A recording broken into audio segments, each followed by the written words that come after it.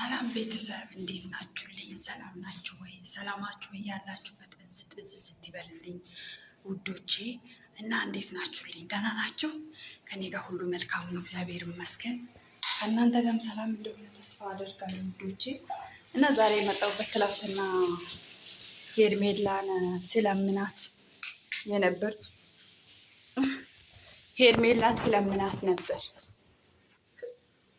እና ሁሉንም ነገር እናስተካክልና እንደ ድሮአችን ፍቅራችን እንመለስ ብሎ አማላጅነት ቡዜንና አቤልን ይዞ መጣ። ገባችሁ?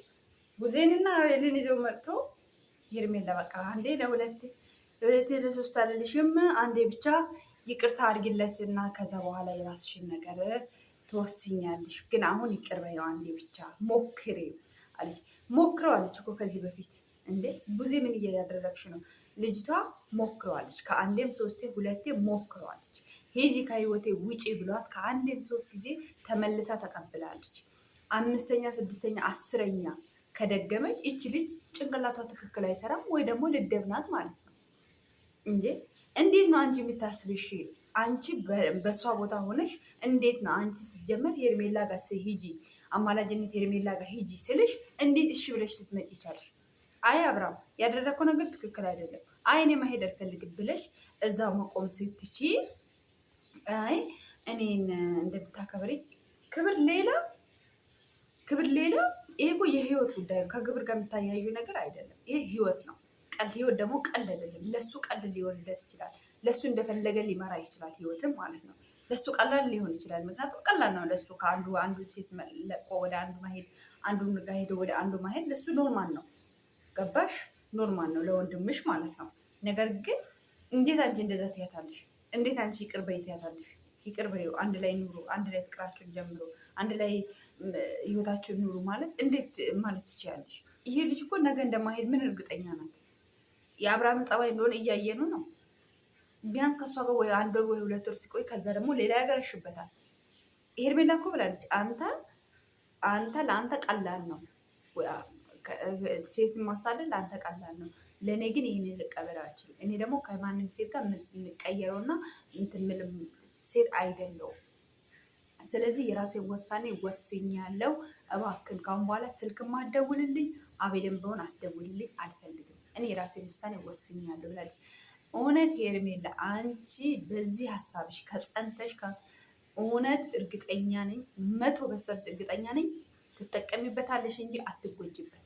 ምክንያቱም ለምንድን ነው የማትጎጅበት? አብርሃምን ከህይወትሽ እንድታስወጪ ሂሩታ ብዙ ነገር አረታሻለች፣ እንደማይወድሽ ሁሉ አሳይታሻለች በግልጽ ማለት ነው። ገባሽ አይደለ? ሂሩታን ማውቀስ ሳይሆን እዚህ ጋር ያለብሽ ራስሽን እግዚአብሔር ይስጥሽ ብለሽ አመስግነሽላት ነው እንደው መለየት ያለባሽ ከአብርሃም ጋር ማለት ነው። እና ምን ለማለት ፈልጌ ነው፣ አብርሃም አይወድሽም፣ አንቺን ለመጠቀም ነው እየተጠቀመ፣ እሱንም ለሂሩታን ለማናደድ ነው እያደረገ ያለው። ምክንያቱም ሂሩታ እሱን እንድትለማመጠው ስለሚፈልግ ማለት ነው። ገባሽ አይደለም? እንጂ አንቺን ፈልጎሽ አንቺን ፍቅር እንትን ብሎሽ አንቺ ዝቅነትን የአንቺ ዝቅ ማለት የአንቺ መሰደብ የአንቺ መዋረድ ለእሱ ኖርማል ሆነዋል። ምንም አልመሰለው። ገባሽ አይደለም? ስለዚህ አንቺ ነሽ የራስሽን ህይወት መመሰረት የምትችይ፣ ራስሽን ማስከበር የምትችይ አንቺ ነሽ፣ ማስናቅ የምትችይ። ሁሉም ነገር በእጅሽ ነው ያለው። ገባሽ አይደለ? ስለዚህ አሁን አንቺ ምንድነው የምታረጊ ማለት ነው? የራስሽን ህይወት መኖር፣ የራስሽን ህይወት መኖር፣ የራስሽን ህይወት መኖር። በቃ ከህይወቴ ይወጣልኝ ብለሻል። ሁለተኛ ማፈግፈግ፣ ወደ ኋላ መመለስ የለም። ወደፊት ነው እንጂ ወደ ኋላ አትመለሽ። ወንድምሽ ጥሩ ሰው ነው። እግዚአብሔር እኔ ሁሉ ጊዜ የሚያገርኩሽ ነው። ወንድምሽ በጣም ንጹህ ልጅ ነው። ከዚህ ሰውዬ ህይወት ራቂ። እሱ ለአንቺ ፍቅር የለውም።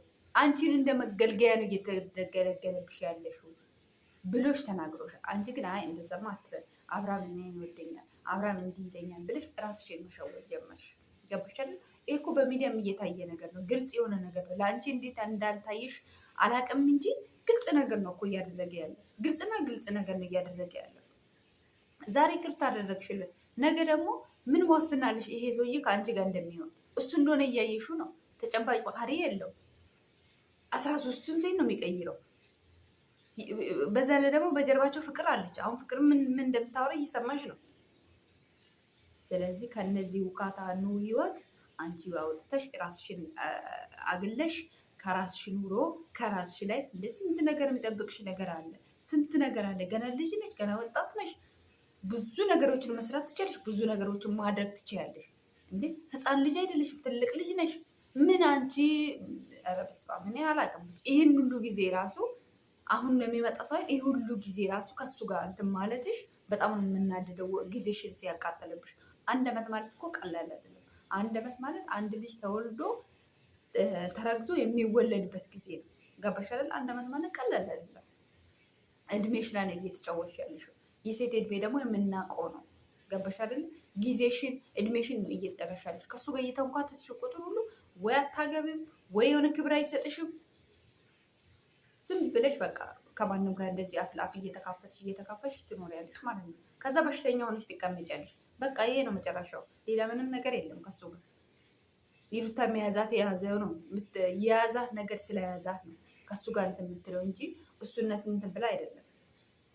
ሲወራ ግን ቀላል ነው። እዚያ ጋር በእሷ ቦታ ሆነን ስናወራ ከባድ ነው። እና አንቺ አሁን የራስሽን ኑሮ ኑሪ፣ የራስሽን ኑሮ ኑሪ፣ የራስሽን ህይወት መስርቺ፣ የራስሽን ስራ ስሪ። በቃ እንደ ማንኛውም ኖርማል ሆነች ወጥተሽ ግቢ፣ በሰላም ስሪ። ከዛ ውጭ ጭንቅላትሽ ላይ ስለ አብርሃም የሚያስበው ነገር አውጪ። ፎቶዎቹን ምኖችን እሱን የሚያስታውሽ ነገር ሁሉ አውጪ። በቃ ከአእምሮሽ በቃ ከቤትሽም ሆነ ከምንም ሆነ ውጥት አድርጊና የራስሽን ህይወት ኑሪ። በቃ ሌላ አዲስ ሄርሜላ ልክ አዲስ እንደተሰራች ጸበል መግባትም ካለብሽ ጸበል ግቢ። በቃ ራስሽን በምንም በኩል ጉስቁል እንዳታለቅሺ ጠንክረሽና በርትተሽ ነው ማየት ያለበት እሱ ማለት ነው። የበለጠ አምሮብሽ ማለት ነው። ስለዚህ በዚህ ሀሳብሽ ጽኒ። እውነት ትክክለኛ ነው ያደረግሽው። እንደውም ትናንትና ሲንበረከክ ምን ስል ይቅርታ ታደርጊለት መስሎኝ ነበረ። ነገር ግን የአንቺን ልብሽንም ስለሚያውቅ ነው አብርሃም እንደዚህ እየተጫወተብሽ ያለ።